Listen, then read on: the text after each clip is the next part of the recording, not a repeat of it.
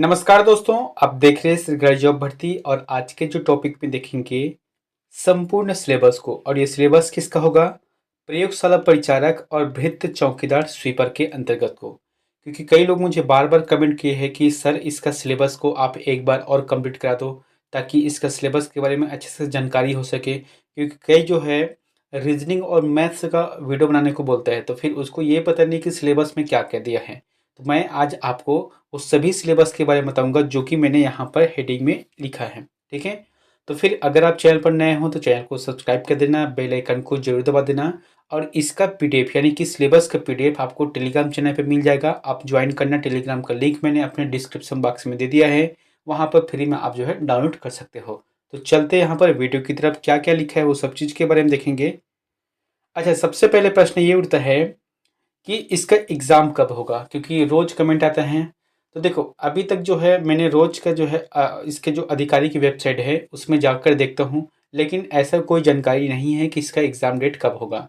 लेकिन आप इतना कन्फर्म लेकर चलो, हो सकता है संभवतः जनवरी के अंत में या फरवरी माह के प्रारंभ में होने की चांसेस है। क्यों? क्योंकि सबसे पहली बात तो ये देखो कि इसका जो फॉर्म है पहले से डल चुका है, ना कि डलने वाला है। जब डल गया है इसका मतलब क्वेश्चन पेपर भी बन गया होगा और बहुत जल्द इसका अनाउंसमेंट भी कर देगा। और जब अनाउंसमेंट करेगा तो मुश्किल से 15 से 20 दिनों का आपका समय देगा, कोई अतिरिक्त पढ़ने का समय नहीं दिया जाएगा, क्योंकि अभी तक जो है आपको मौका ही मौका मिला है। इसलिए आपके पास समय कम है, उस आधार पे चलो।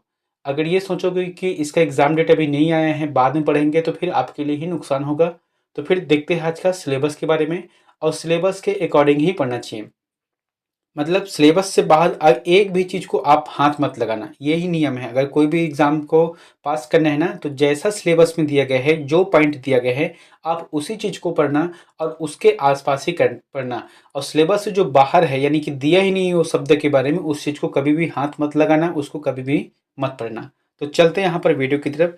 सबसे पहले देखो, पद का नाम है और पदों की जो संख्या है उसके बारे में है। ठीक है, तो प्रयोगशाला परिचारक के अंतर्गत जो पोस्ट खुला हुआ है वहां 430 पद खुला हुआ है।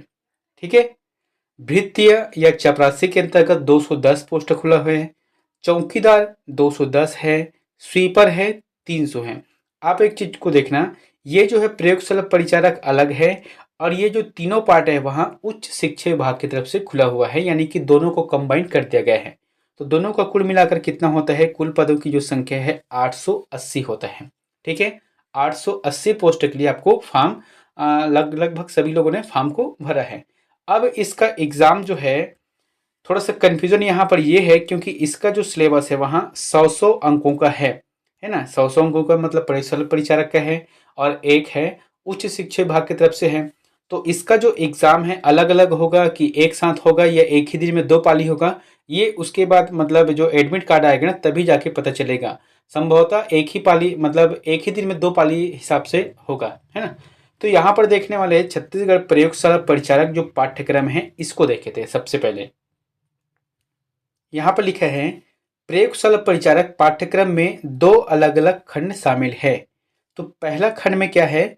सामान्य विज्ञान है। प्रयोगशाला परिचारक के अंतर्गत दो खंड है, एक तो पहला क्या है? सामान्य विज्ञान है। तो सामान्य विज्ञान में 60 अंकों का 60 प्रश्न शामिल है। कितना? 60 प्रश्न दिया जाएगा, जिसमें से एक एक अंक मिलेगा, यानी कि 60 अंकों का 60 प्रश्न शामिल है।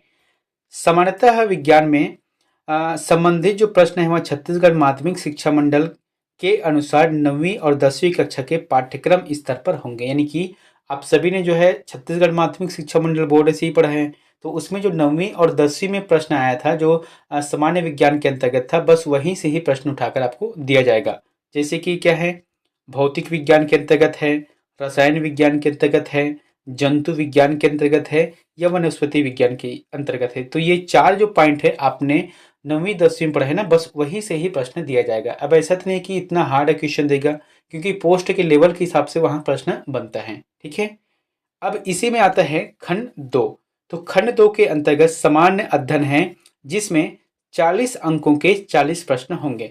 यहाँ पर किया है 60 प्रश्न के 60 अंक, यहाँ पर 40 प्रश्न के 40 अंक, यानी कि प्रयोगशाला परिचारक में कितने अंकों का प्रश्न पूछा जाएगा? 100 अंकों का 100 प्रश्न पूछा जाएगा। तो 40 अंकों का जो सामान्य ज्ञान होगा वो कौन कौन से देख लेते हैं। भारत के भौतिक, सामाजिक और आर्थिक भूगोल, साथ ही साथ भारतीय राज्य केंद्र शासित प्रदेश है और उसके अंतर्गत जैसे कि संविधान है या मंत्रिमंडल है या जो सरकार की योजना है या जो करंट अफेयर है या संविधान संशोधन से संबंधित जैसे कि महिला आरक्षण बिल है, कानून से संबंधित है, अनुच्छेद 370 है। तो ऐसी जो सामान्य जानकारी है जो कि हर किसी को आता है वैसे ही प्रश्न पूछा जाएगा। ठीक है। उसके बाद क्या है, संविधान के भाग एवं अनुच्छेद, कितने भाग है, कितने अनुच्छेद है, कितनी अनुसूचियां हैं, सामान्य सामान्य से जानकारी। और इसी में छत्तीसगढ़ का इतिहास है, स्वतंत्रता आंदोलन में इसका योगदान है, छत्तीसगढ़ भूगोल है, नदी पर्वत पठार है, छत्तीसगढ़ का प्रशासनिक जो ढांचा है पंचायती राज है। प्रशासनिक ढांचा मतलब क्या होता है, अभी जो मुख्यमंत्री कौन है, श्री विष्णुदेव साय हैं, तो उसके अंतर्गत जितने भी मंत्रिमंडल है, उनके विभाग है, उन सभी चीजों को पूछा जाएगा। छत्तीसगढ़ में उद्योग, ऊर्जा, पानी और खनिज से संबंधित प्रश्न हैं। भारत एवं छत्तीसगढ़ का समसामयिकी घटना यानी कि करंट अफेयर रहेगा। तो ये हो गया प्रयोगशाला परिचारक के अंतर्गत 2 खंड है। एक तो है 60 प्रश्नों का रहेगा सामान्य विज्ञान का और एक है 40 प्रश्नों को रहेगा सामान्य अध्ययन का रहेगा। अब देखते हैं हम उच्च शिक्षा के अंतर्गत जो भृत्य, चौकीदार और स्वीपर का जो पोस्ट खुला हुआ है उसी के बारे में है। दोस्तों एक चीज कहना चाहता हूँ कि दोनों का जो सिलेबस है लगभग सेम ही है। ठीक है। बस विज्ञान का जो अतिरिक्त पार्ट है उसको हम देखने वाले हैं, यानी कि हम लोग देखते हुए लगभग कितना हो गया, मैं पढ़ा रहा हूँ उसमें 44 वीडियो बता चुका हूँ अभी तक मैं। सहायक प्रयोगशाला परिचारक के अंतर्गत मैं 44 वीडियो या 45 वीडियो पहले से ही अपलोड कर दिए हैं। अगर आपने नहीं देखा है तो उसे जाकर जरूर पढ़ें, बहुत ही अच्छा प्रश्न है, टॉपिक वाइज मैं वहाँ पर पढ़ा रहा हूँ। ठीक है। अब यहाँ पर देखते हैं उच्च शिक्षा चौकीदार वित्तीय स्वीपर के अंतर्गत क्या क्या है। इसमें बोला गया है खंड एक ही में है सामान्य ज्ञान के बारे में, यानी कि 100 अंकों का 100 प्रश्न पूछा जाएगा। इसमें कोई अलग से और जानकारी नहीं है।